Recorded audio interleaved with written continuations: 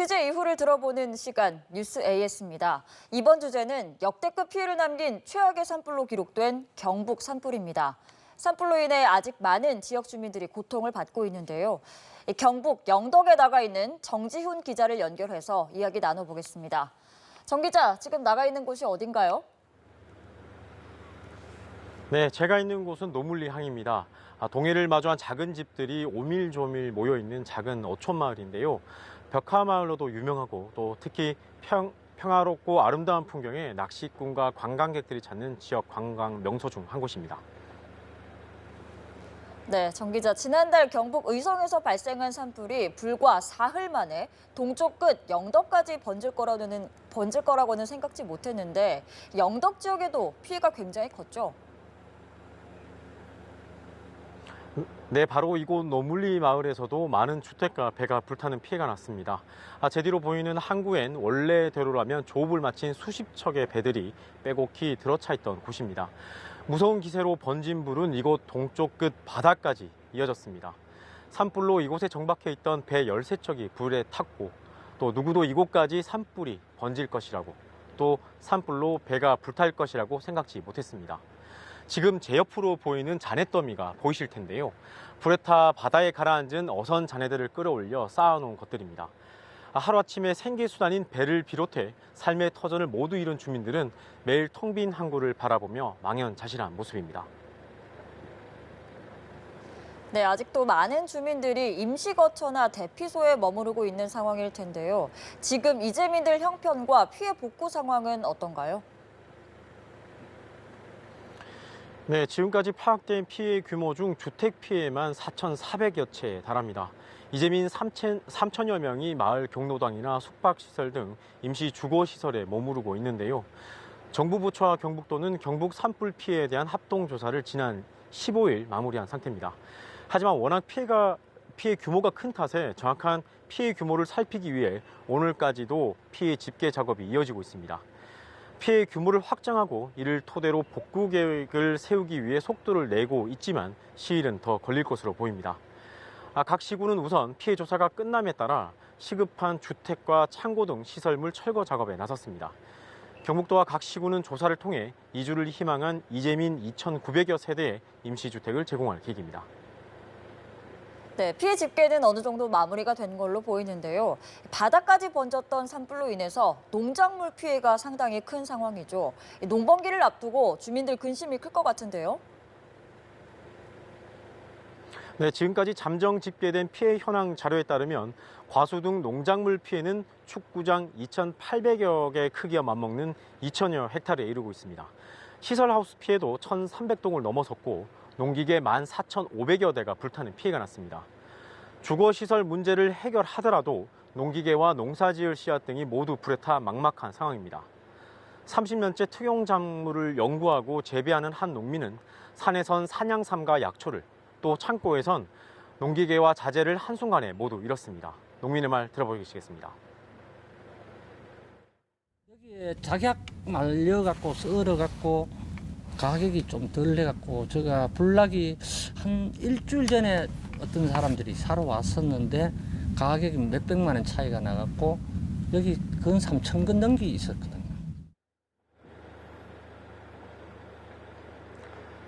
네, 10년 가까이 지역 농협에서 빌려 사용하던 창고가 건물만 화재 보험에 가입돼 있었다는 사실을 뒤늦게 알게 난 뒤에 더욱 절망할 수밖에 없었는데요. 정부 피해 보상만으로는 어떻게 회복할 수 있을지 기대하기 어려운 상황이기 때문입니다. 주민의 말 들어보시죠. 아예 기대도 안 하고요. 그런 것까지도 기대를 안 하고 그냥 저는 단지 전체적인 부분에 만약에 줄 수 있다면 다음은 20%라도 주면 그걸 보태갖고 어떻게라도 살아나갈 생각을 하는데 지금은 실질적인 포기 상태죠. 네, 이런 상황에 최근 마을에서 불탄 농기계와 자재 등 고철을 노린 범죄 피해까지 일어나 피해 농민들을 더욱 힘들게 하고 있습니다. 네, 생계를 걱정하는 산불 피해 주민들을 노린 범죄까지 발생하고 있다니 더 안타까운 생각이 드는데요. 경찰에서도 이런 부분 더 신경을 써줬으면 좋겠습니다. 계속해서 피해 부분 관련해서 이야기를 나눠보죠. 이번 경북 산불이 번진 경북 북부 지역이 사과와 송이버섯의 주산지인데요. 자연산 송이버섯은 피해 보상 대상에서 빠져 있다고 하는데 어떤 상황인가요? 네, 말씀하신 것처럼 자연산 송이는 제가 있는 이곳 영덕과 청송, 영양, 안동 등에서 전국 생산량의 약 절반가량을 생산하고 있습니다. 그중에서도 이곳 영덕은 경북 지역 생산량의 약 70%를 차지하는데요. 산불로 막대한 피해가 예상되지만 사실상 피해 보상을 한 푼도 받을 수 없는 상황입니다. 네, 피해가 났지만 보상을 받을 수 없는 이유는 뭔가요?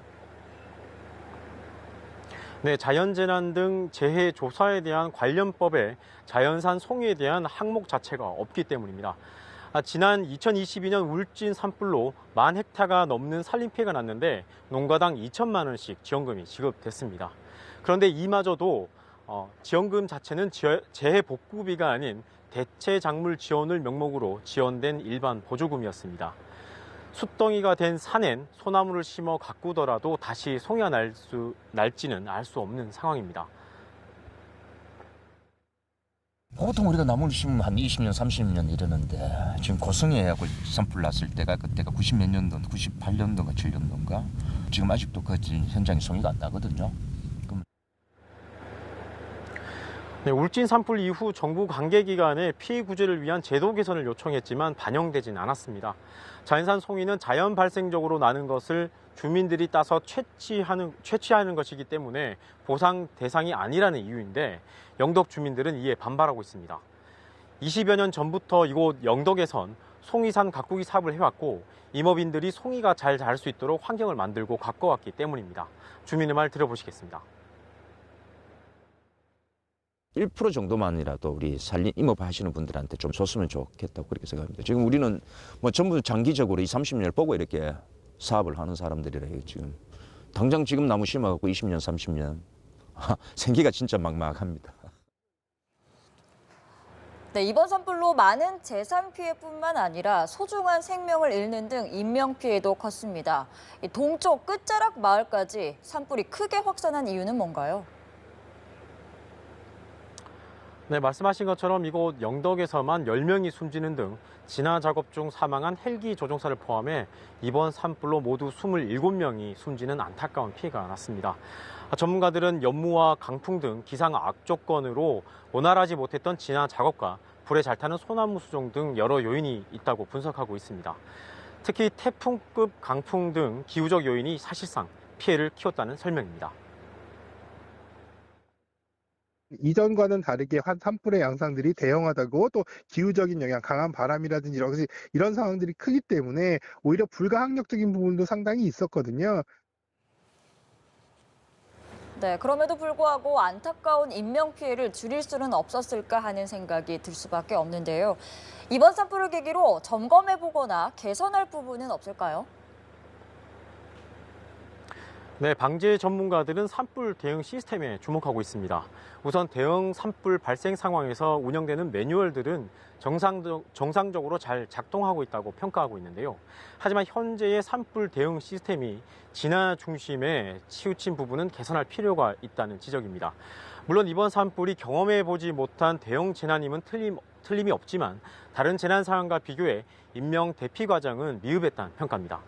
전문가의 말 들어보시죠. 과거 다른 어떤 풍수에 대해서 대피 훈련들은 굉장히 많이 실시를 해왔음에도 불구하고 산불에 대해서 대피를 한다거나 하는 이런 훈련은 사실은 굉장히 부족했던 실정입니다. 네, 실제로 주민들은 하늘에서 불꽃비가 쏟아지는 상황에서 정신없이 대피한 한참 뒤에야 긴급 대피 문자를 받거나 또 대피 안내한 장소가 계속 바뀌는 등 혼선을 빚기도 했습니다. 전문가들은 이런 점에서 다른 재난과 비교해 산불 재난 상황에서의 인명 대피 대처 계획이 부실하다고 지적합니다. 경북도에서는 산사태나 홍수 등 재난 상황에 대한 EAP, 비상 대처 계획을 수립하고 있는데요. 이것을 살펴보면 강수량에 따른 사전 대피 등 계획이 구체적으로 설정되어 있습니다. 심지어 단계별 최악의 상황을 가정한 재해 영향 구역에 대한 대피 동선과 대피소 또 대피 대상까지도 설정돼 있습니다. 하지만 산불은 구체적인 사전 대피 기준은 물론 상황 발생 시 안전한 대피 시설이나 대피 경로 등에 대한 준비가 전혀 되어 있지 않은 실정입니다. 전문가의 말 들어보겠습니다. 이때까지는 산사태라든가 아니면은 뭐 풍수에 이렇게 중점이 맞춰져 있었다면은 산불은 또 다른 재해 양상이기 때문에 대피소 자체가 안전을 확보할 수 있는 이런 지역들, 이런 것들에 대한 확보도 굉장히 필요하다고. 네, 여러 이런 지적들에 대해 정부는 산불 재난 대피 체계를 개선키로 했습니다. 행안부가 어제 산불 확산 예측 시스템 개선안을 발표했는데요. 산불 도달 거리와 시간 기준에 따른 대피 3단계 방안을 마련했습니다. 이번 경북 산불 확산 속도는 시속 8.2km였는데요. 이것을 기준으로 5시간 내 산불 확산이 예상되는 40km 지점 구역에 위험 지역으로 구분하고 즉시 대피 조치를 시행하게 됩니다. 또 최대 순간 풍속을 기준으로 초속 20m가 넘으면 지금처럼 마을 단위가 아니라 시군구 단위의 지역 대피나 권역 대피를 적용해 대피 구역을 확대키로 했습니다. 네, 대형 산불이 매년 한 번씩 이렇게 반복되는 상황에서 늦었지만 부족한 점들을 반드시 되짚어보고 개선해 나가야겠습니다. 또 오늘 피해 주민 사례들을 보면서 어쩌면 재난의 고통은 이제 시작일지도 모른다는 우려도 드는데요. 피해 지역 주민들이 잘 헤쳐나갈 수 있도록 신속한 지원, 그리고 우리 이웃과 어려움을 함께 나눌 수 있도록 많은 관심과 도움의 손길이 이어졌으면 좋겠습니다. 정 기자, 수고하셨습니다. 네, 고생했습니다.